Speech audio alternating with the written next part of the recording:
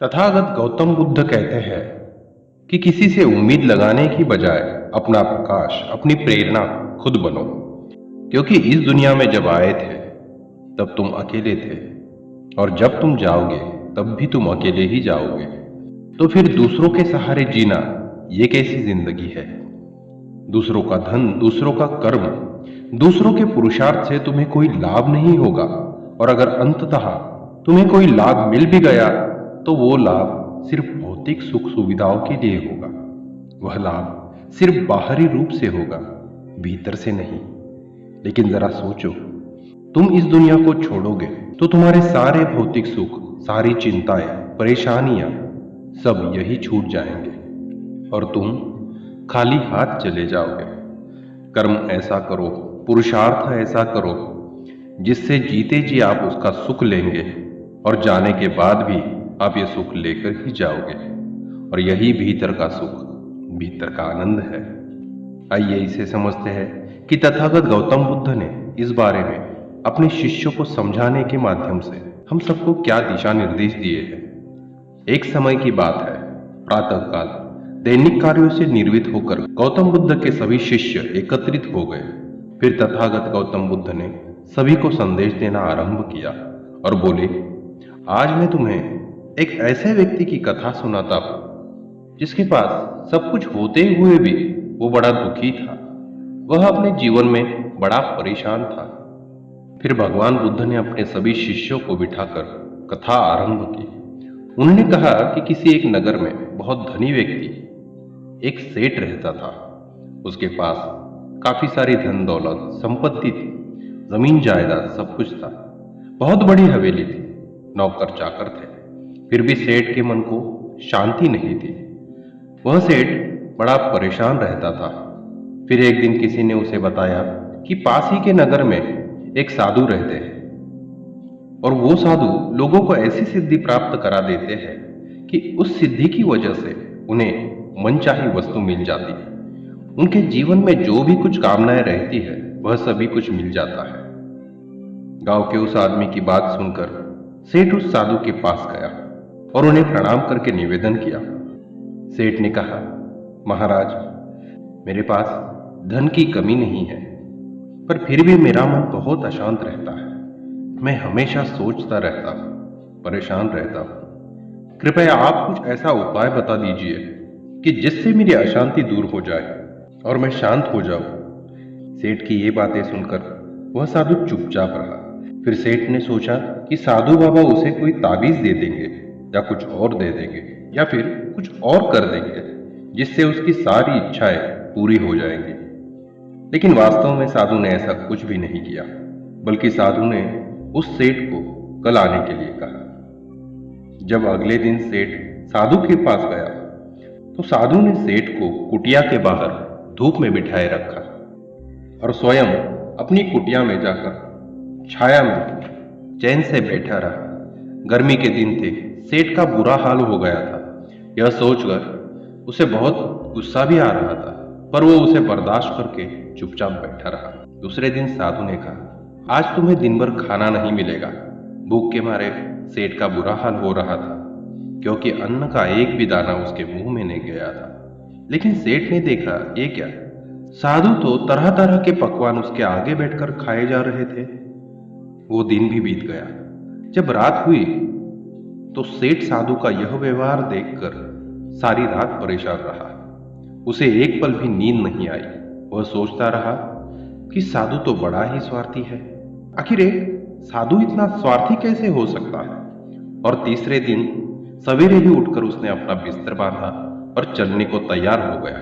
तभी साधु उसके सामने आकर खड़े हो गए और बोले, सेठ, क्या हुआ?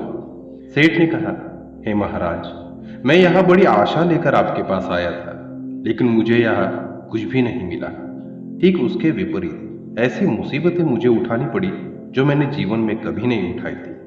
अब मैं जा रहा हूं। सेठ की बातों को सुनकर साधु हंसकर बोले, मैंने तुम्हें इतना कुछ दिया, पर तुमने कुछ भी नहीं लिया। यह सुनकर सेठ ने आश्चर्य भाव से साधु की ओर देखकर बोला, आप ये क्या कह रहे हैं? आपने तो मुझे कुछ भी नहीं दिया। साधु ने कहा, सेठ जी, पहले दिन जब मैंने आपको धूप में बिठाया और स्वयं छांव में बैठा रहा, तब मैंने आपको बताया कि मेरी छाया आपके काम नहीं आने वाली है। यहाँ पर साधु सेठ को समझाना चाहते थे कि हम इस दुनिया में जो कुछ भी कर्म करते हैं, उससे दूसरों को लाभ नहीं होने वाला है। हमारे कर्म के फल हमें ही मिलेंगे, और अगर दूसरों का लाभ भी होगा तो वो बाहरी सुख होगा, भीतरी सुख नहीं। भीतर से उसे शांति नहीं मिलेगी। इसीलिए दूसरों के कर्म फल से हमारा कोई मतलब नहीं है। और यही साधु सेठ को समझाना चाह रहे थे कि मेरी छाया तुम्हारे काम नहीं आ सकती। फिर साधु ने दोबारा सेठ से कहा, जब मेरी बात तुम्हारे समझ में नहीं आई तो दूसरे दिन मैंने तुम्हें भूखा रखा और स्वयं खूब अच्छी तरह खाना खाया। उससे मैंने तुम्हें समझाया कि मेरे खा लेने से तुम्हारा पेट नहीं भर सकता। सेठ जी, मेरी एक बात याद रखो, मेरी साधना से तुम्हें सिद्धि नहीं मिल सकती। धन तुमने खुद अपनी पुरुषार्थ से कमाया है, और शांति भी तुम्हें खुद अपने पुरुषार्थ से ही मिलेगी। साधु यह सेठ को समझाना चाह रहे थे कि अपना प्रकाश स्वयं बनो, किसी दूसरे के भरोसे मत बैठो, अपना कर्म स्वयं करो। अगर आप कर्म करोगे तो उसका फल आपको ही मिलेगा। अच्छे कर्म करोगे तो अच्छा फल मिलेगा, और बुरे कर्म करोगे तो बुरा फल। उसी प्रकार अगर आप पुरुषार्थ करोगे तो शांति तुम्हें ही मिलेगी। दूसरों के पुरुषार्थ से तुम्हें कोई लाभ नहीं होगा। दूसरों के पुरुषार्थ का मतलब हुआ कि तुम्हारे माँ बाप, भाई बहन, परिवार, सबके अपने अपने पुरुषार्थ होते हैं, और सबके अपने अपने पुरुषार्थ से सबको खुद को लाभ मिलने वाला है, तुम्हें कुछ नहीं मिलेगा।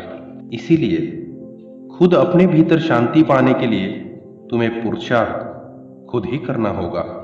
और जब तुम इस दुनिया से जाओगे तो तुम्हारे यही कर्म फल तुम साथ लेकर जाओगे। ये जो तुम्हारा पुरुषार्थ है, पुरुषार्थ के कर्मों को अपने साथ लेकर जाओगे, और ये फल आपको हमेशा मिलता रहेगा। इस बार नहीं मिला तो अगली बार मिलेगा, पर फल मिलेगा जरूर। साधु की ये बात सुनकर सेठ की आंखें खुल गई, और साधु के प्रति सेठ कृतज्ञता व्यक्त करता हुआ वो अपने घर लौट आया। इस कहानी से हमें ये सीख मिलती है कि अगर हमें शांति प्राप्त करनी है तो दूसरों के भरोसे बैठे रहने से कुछ भी नहीं होगा। हमें खुद कर्म करने होंगे, पुरुषार्थ करने होंगे, तब जाकर हमें अपने जीवन में शांति मिलेगी। इसीलिए तथागत बुद्ध कहते हैं, अप्पदीप भव, अर्थात अपना प्रकाश स्वयं बनो। तथागत गौतम बुद्ध के कहने का मतलब यह है, किसी दूसरों से उम्मीद लगाने के बजाय अपना प्रकाश खुद बनो। कोई भी किसी के पथ के लिए सदैव मार्ग का प्रशस्त नहीं कर सकता। केवल आत्मज्ञान के प्रकाश से ही हम सत्य के मार्ग पर आगे बढ़ सकते हैं।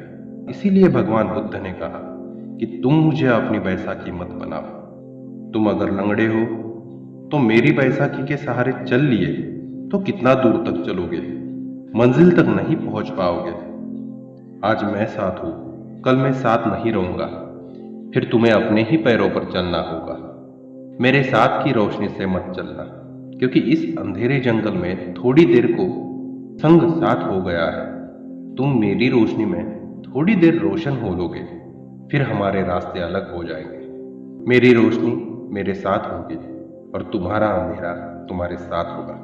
इसीलिए अपनी रोशनी पैदा करो। इसीलिए तथागत गौतम बुद्ध ने हम मानव जाति को संदेश दिया, अप्पो दीप भव। मित्रों, आपको इस कहानी से क्या सीख मिली, हमें कमेंट करके जरूर बताइएगा। आपके कमेंट हमारा हौसला बढ़ाते हैं, और ऐसी ही प्रेरणादायक कहानियां सुनने के लिए हमारे चैनल को लाइक, शेयर और सब्सक्राइब करें। धन्यवाद।